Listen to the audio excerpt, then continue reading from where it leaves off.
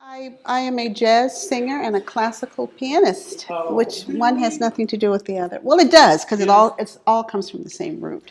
So before I retired, I went to New York and I took all of these jazz workshops and hung around with those guys and started getting gigs. So in 2020, I got a gig. I was going to be in Tokyo for 5 weeks. A woman in New York saw me and she had a place there and she called me up and she was going to take me, and I had 5 different locations. And then I wrote a grant, Arts Abroad. I responded to a grant and I got accepted, so I was going to go to Uganda in Timbe for another 6 weeks. And then here comes COVID. So I couldn't go anywhere. So I felt my dad had given me a book when I was 10 years old about Harriet Tubman. And it was on my bookcase and it just literally started glowing. I picked that book up and read it and I said, you know what? I'm going to walk the Underground Railroad. So I put a post out on Facebook, and 7 other women, we trained. We're not long distance walkers, but we just started walking 2, 3, 5 miles a day, got up to 10, 15, and we realized we could walk 20 miles a day. So we walked for 8 days, 20 miles a day, and we got to William Still's house in Philadelphia. It was very hot when we walked. We walked on September 6th through the 11th, I think, or 12th. The 3rd day, I was so tired. It's hard walking 20 miles a day. And I was the oldest one that walked.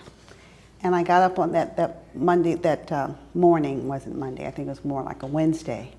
And I said, I can't do this. So I went in the bathroom, I threw some water on my face. Harriet was in that mirror, I kid you not, or something was there.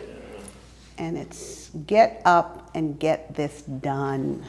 And so I think I am channeling her spirit. I set up a GoFundMe page. So I raised $6,500 for the museum.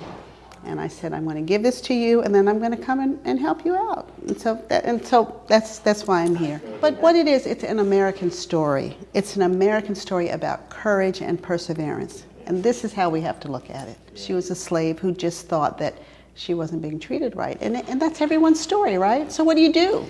You take charge of your life and you do something different. So Harriet and the slaves used songs, code songs, directional songs.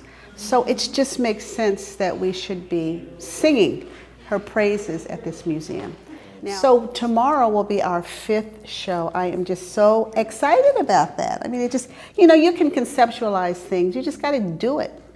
And so I fortunately have befriended a lot of musicians in New York, DC, Maryland, Virginia, Philadelphia.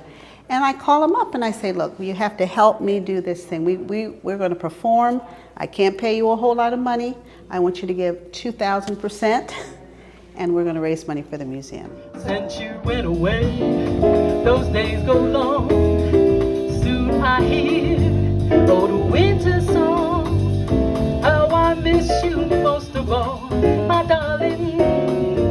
When autumn leaves start to fall.